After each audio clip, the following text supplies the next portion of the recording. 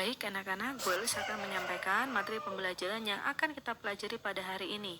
Pada hari ini kita akan belajar yang namanya gerak benda dan makhluk hidup di lingkungan sekitar kita. Jadi, kita akan mempelajari seluk-beluk bagaimana benda itu bergerak dan apa saja sih yang bergerak di lingkungan kita. Nah, dengarkan baik-baik dan perhatikan baik-baik. Baik anak-anak, Bu Elis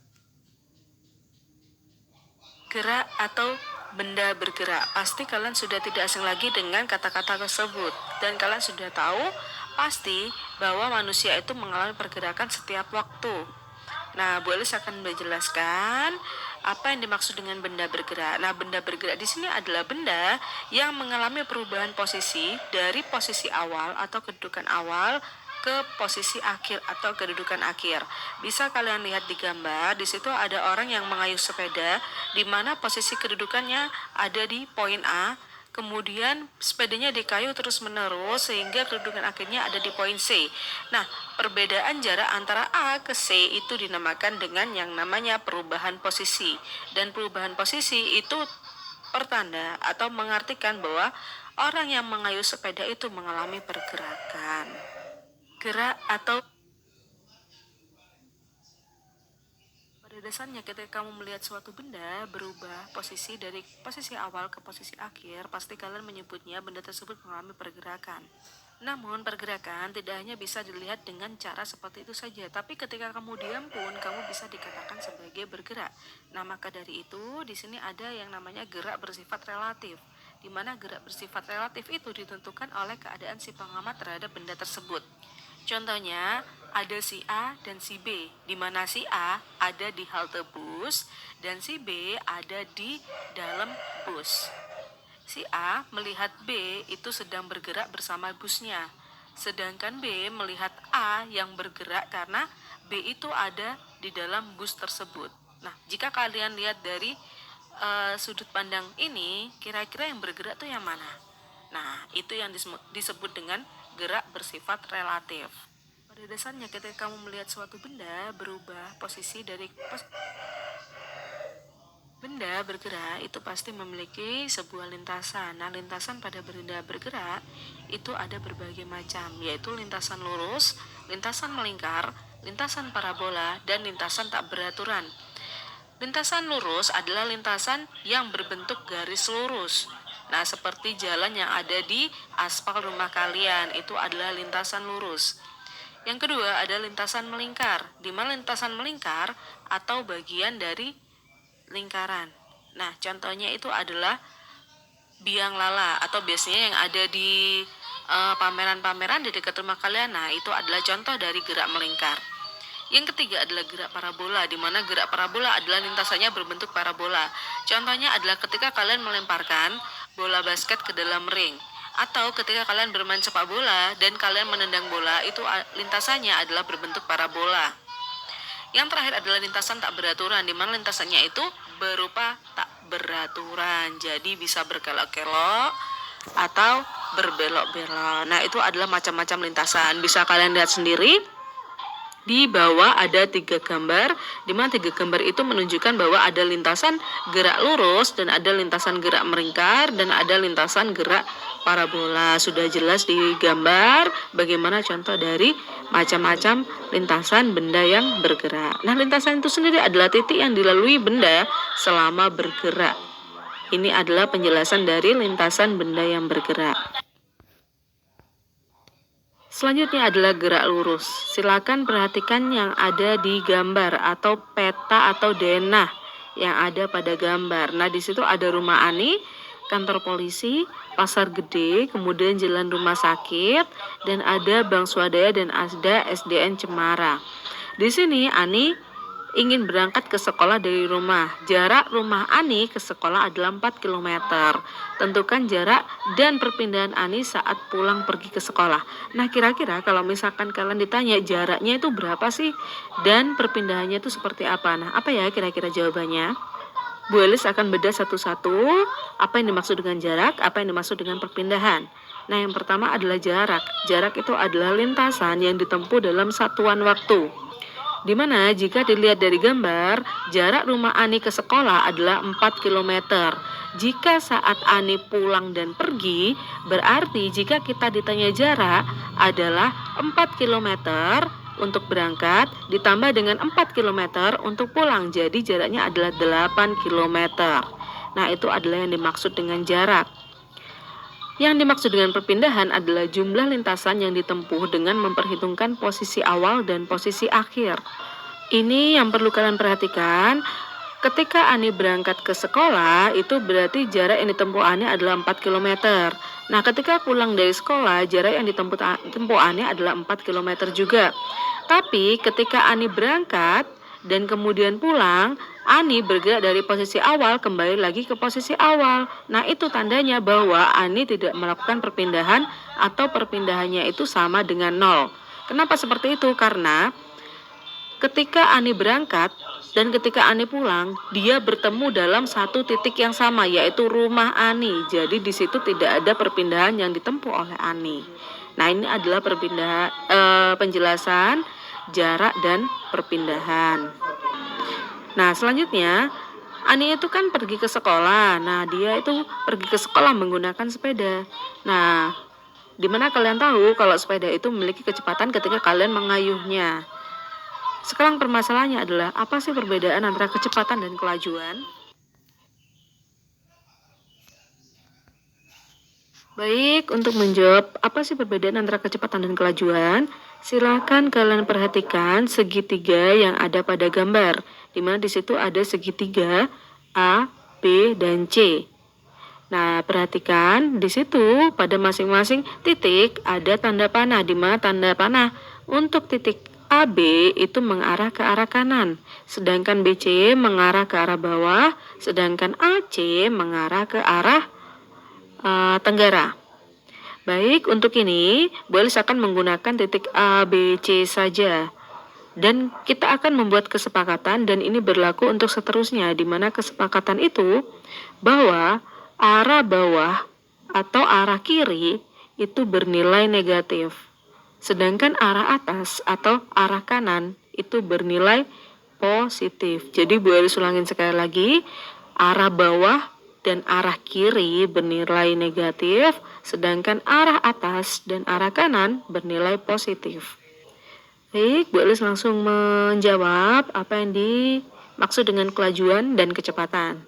Nah, kelajuan adalah cepat lambatnya perubahan jarak terhadap waktu. Nah, kelajuan jika kalian lihat dari gambar A, B, dan C, itu tinggal kalian jumlahkan saja. Jadi, AB ditambah dengan BC. 100 meter ditambah 50 meter sama dengan 150 meter. Itu dinamakan dengan kelajuan. Jika kalian menemukan soal seperti ini, tinggal kalian jumlahkan saja jika di pertanyaannya ditanyakan kelajuannya. Untuk kecepatan adalah cepat lambatnya perubahan kedudukan suatu benda terhadap waktu. Nah, jika kalian lihat di segitiga A, B, dan C, ini arah sangat diperhatikan. Nah, karena kecepatan itu adalah besaran vektor, besaran yang memiliki nilai dan arah, jadi arah di sini sangat-sangat diperhitungkan. Silakan kalian lihat gambar AB. Nah, posisinya ke kanan, berarti sesuai dengan kesepakatan kita di awal bahwa arah ke kanan itu bernilai negatif. Jadi, AB itu adalah plus 100 meter. Kemudian BC, silakan kalian lihat bahwa BC itu mengarah ke arah bawah. Arah bawah itu berarti bernilai negatif. Jadi jika ditanya kecepatannya, maka ABC itu adalah 100 meter dikurangi 50 meter sama dengan 50 meter. Nah, itu adalah perbedaan antara kelajuan dan kecepatan. Nah, di bawah sendiri itu ada gambar speedometer. Nah, speedometer ini biasanya ada di sepeda motor kalian atau ada di mobil kalian. Nah, ini adalah digunakan untuk mengukur kelajuan.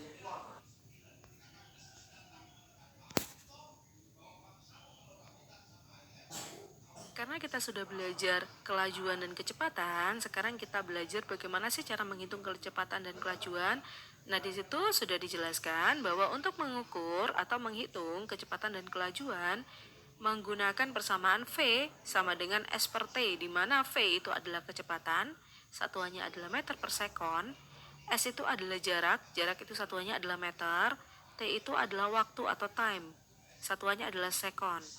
Nah, di bawahnya itu ada contoh soal. Di mana contoh soalnya adalah sebuah mobil berjalan dengan kelajuan 10 meter per sekon melintasi dari Bogor menuju Puncak. Perjalanan ditempuh dalam waktu 2 jam. Berapa jarak antara Bogor dan Puncak? Dan perlu kalian perhatikan, jika kalian menjawab soal yang berhubungan dengan soal fisika seperti ini, jangan lupa dengan menggunakan diketahui, ditanya, dan dijawab. Jangan langsung dijawab, tapi perlu diketahui, ditanya, dan dijawab. Seperti contoh yang ada pada slide kalian. Nah, diketahui pada soal T atau waktunya adalah 2 jam. Nah, 2 jam ini kalian konversikan ke dalam satuan sekon atau detik. Jadi 3600 dikali 2 sama dengan 7200 detik. Kemudian diketahui lagi adalah kelajuan. Kelajuan itu adalah V atau kecepatan. Sama dengan 10 meter per sekon. Yang ditanya apa? Yang ditanya adalah S atau jarak. Maka bisa kalian jawab di mana rumus awal adalah V sama dengan S per T. Jika dicari jarak berarti kalian bisa mengubah persamaannya menjadi S sama dengan V dikali T. Di mana S sama dengan V dikali T sama dengan 10 dikali 7200 sama dengan 72.000 meter. Kenapa meter? Kalian perhatikan lagi ke atas bahwa jarak itu mempunyai satuan meter. Nah, ketika hasilnya 72 meter, silakan kalian konversikan menjadi kilometer. Sehingga 72.000 dibagi 1000 sama dengan 72 kilometer. Nah, itu adalah penjelasan dari contoh soal yang ada. Kita sudah membahas kelajuan dan kecepatan. Contohnya pun juga sudah ya. Nah, kita lanjut ke gerak lurus. Kita beralih lagi ke gambar yang tadi sudah kita bedah tentang Ani yang berangkat ke sekolah. Nah, ini ada permasalahan lagi. Coba diperhatikan dalam kotak. Ani pergi dari rumah ke sekolah menggunakan sepeda. Sehingga sepeda yang Ani tumpangi itu pasti memiliki kecepatan. Permasalahannya adalah, apakah kecepatan Ani kecepatan tetap atau kecepatannya berubah? Nah, ini yang perlu kalian bedah. Baik, langsung saja Bu Elis akan jawab. Kita akan mengarahkan jawabannya ke persamaan dari gerak, di mana gerak itu dibagi atas dua. Ada yang namanya gerak lurus beraturan atau GLB, dan ada gerak lurus berubah beraturan atau GLBB. Nah, gerak lurus beraturan adalah gerak yang memiliki lintasan lurus dengan kecepatan tetap atau konstan. Sedangkan GLBB adalah gerak yang memiliki lintasan lurus dengan kecepatan tidak tetap atau berubah. Contoh dari GLBB, misalkan ketika kalian mengendarai sepeda motor, dari kalian berangkat, kalian menggunakan kecepatan 50 km per jam. 1 jam kemudian, kecepatan kalian tetap pada kecepatan 50 km per jam. Sampai kalian tiba di tempat, kecepatan kalian tetap 50 km per jam. Nah, itu dinamakan dengan GLB atau gerak lurus beraturan. Contoh dari gerak lurus berubah beraturan, ketika kalian mengendarai sepeda motor, 5 menit awal, kecepatan kalian 50 km per jam. 10 menit kemudian, kecepatan kalian 100 km per jam. Nah, itu adalah contoh dari gerak lurus berubah beraturan, di mana lintasannya lurus tapi kecepatannya berubah dari 50 menjadi 100 km. Nah, itu adalah contohnya. Setelah itu perhatikan gambar di bawah, itu adalah grafik persamaan dari gerak lurus beraturan dan gerak lurus berubah beraturan. Nah, kalau gerak lurus beraturan, karena lintasannya lurus dan waktunya tetap, maka grafiknya itu akan konstan atau lurus. Sedangkan GLB itu ada dua grafik, di mana grafik yang pertama ketika GLBB dipercepat dan grafik yang kedua adalah GLBB diperlambat. Maksud GLBB dipercepat dan diperlambat itu adalah ketika kalian mengendarai sepeda motor contohnya. Nah, ada saat kalian mengendarai sepeda motor dengan menambah gas atau menambah kecepatan, dan ada saatnya ketika kalian mengendarai sepeda motor waktunya untuk berhenti atau mengerem. Nah, ketika kalian menambahkan gas atau menambahkan kecepatan, itu dinamakan dengan GLBB dipercepat. Tapi ketika kalian melakukan pengereman atau pemberhentian mendadak, itu dinamakan dengan GLBB diperlambat. Perhatikan gambar grafik. Kita untuk menghitung GLB dan GLBB, perhatikan slide kalian. Untuk menghitung GLB, sama seperti menghitung kelajuan ataupun kecepatan. Rumusnya adalah V sama dengan S per T. Sedangkan GLBB, ada 3 rumus yang bisa kalian pakai untuk menentukan GLBB. Cara untuk menentukan rumus 1, kedua, atau ketiga, silakan nanti jika kalian menemukan persoalan yang berhubungan dengan GLBB, kalian cek dulu yang diketahui di dalam soal itu apa saja. Nah, nanti setelah kalian tahu apa yang diketahui, nanti kalian bisa mengidentifikasikan, bisa menggunakan rumus pertama, kedua, ataupun yang ketiga. Nah, rumus pertama GLBB adalah VT sama dengan V0 plus minus A dikali T. Rumus yang kedua, VT kuadrat sama dengan V0 kuadrat plus minus 2 kali AS. Rumus ketiga adalah S sama dengan V0T plus minus setengah AT kuadrat. Untuk tanda plus minus, tadi saya sudah menjelaskan bahwa GLBB itu ada yang dipercepat dan ada yang diperlambat. Nah, ketika GLBB dipercepat, itu tanda positif atau plus. Jika GLBB diperlambat, maka tandanya adalah minus atau negatif. Untuk keterangannya, VT itu adalah kecepatan akhir, V0 adalah kecepatan awal, dan A adalah percepatan.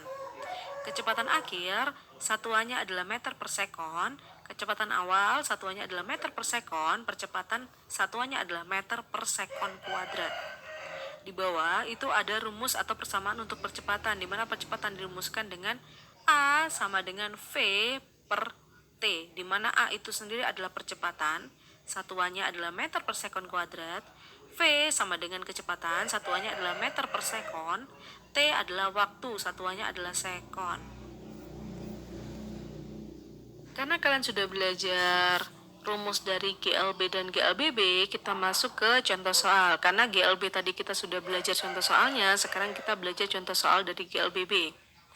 Perhatikan baik-baik contohnya. Diketahui sebuah benda bergerak dengan kecepatan 5 meter per sekon.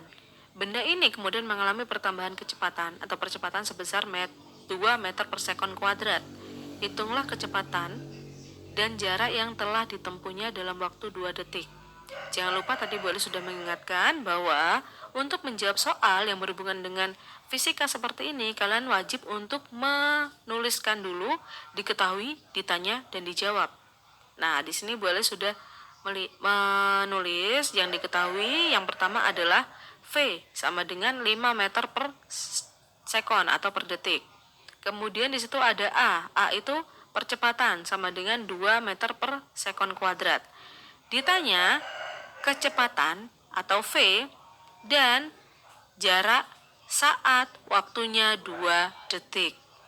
Baik, setelah kalian tahu yang diketahui apa aja, kalian bisa menghubungkan ke rumus GLBB 1, 2, dan 3. Yang paling cocok itu yang mana? Dan silakan kalian lihat yang ditanya atau subjek yang ditanya itu yang berkaitan dengan yang diketahui itu menggunakan rumus yang nomor berapa. V 5 meter per sekon itu adalah kecepatan awal atau V0. Jadi ketika kita masuk ke atau menjawab nomor 1 tentang kecepatan, yang dimaksud kecepatan di sini adalah kecepatan akhir atau VT. Nah, VT-nya itu dirumuskan dengan VT sama dengan V0 plus minus A dikali T. Karena di sini tidak ada pengereman, maka di sini kita menggunakan tanda plus. Nah, V0 di situ adalah 5 ditambah A 2 dikali dengan T-nya adalah 2. Jadi 5 ditambah 2 kali 2 sehingga menjadi 5 plus 4 sama dengan 9 meter per sekon. Jadi kecepatan akhirnya adalah 9 meter per sekon. Kemudian untuk jaraknya, nah jarak ini sudah dijelaskan di dalam rumus GLBB sebelumnya bahwa mencari jarak adalah rumusnya V0 dikali T plus minus setengah A dikali T kuadrat sama dengan, karena di sini tidak ada pengereman, maka di sini kita menggunakan tanda plus. Nah, V0 besarnya adalah 5 dikali dengan T, T itu besarnya adalah 2 ditambah setengah dikali A itu adalah 2 Kemudian dikali T kuadrat. T kuadratnya itu waktu 2 detik. Berarti kita menggunakan waktu 2 detik yaitu 2 kuadrat. Sehingga hasilnya adalah 10 tambah 4 sama dengan 14 meter. Nah, ini adalah penjelasan dari contoh soal GLBB. Oke, boleh saya akan lanjutkan tentang gaya. Perhatikan gambar di situ. Di situ ada orang yang mendorong sebuah meja. Nah, ketika orang mendorong sebuah meja, itu berkaitan sekali dengan yang namanya gaya. Di mana gaya itu sendiri adalah sebuah tarikan ataupun dorongan. Nah, yang dimaksud dengan gaya itu adalah ketika kalian mendorong atau menarik sebuah meja, kalian mengeluarkan sebuah tenaga di tangan kalian. Nah, tenaga yang kalian keluarkan itu dinamakan dengan gaya, di mana tenaga yang kalian keluarkan itu akan menghasilkan suatu tarikan ataupun suatu dorongan. Gaya itu sendiri dapat mengubah bentuk, arah, dan kecepatan benda.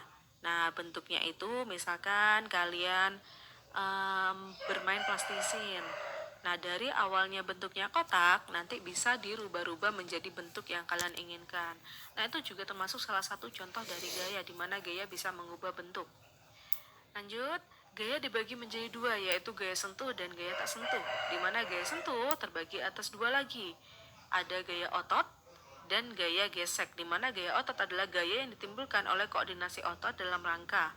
Contohnya saat orang memanah memakai busur panah. Bisa membayangkan ya bagaimana cara orang memakai busur panah. Ketika orang menarik benang dari busur panah, maka otot kita akan bekerja. Dan itu termasuk salah satu contoh dari gaya.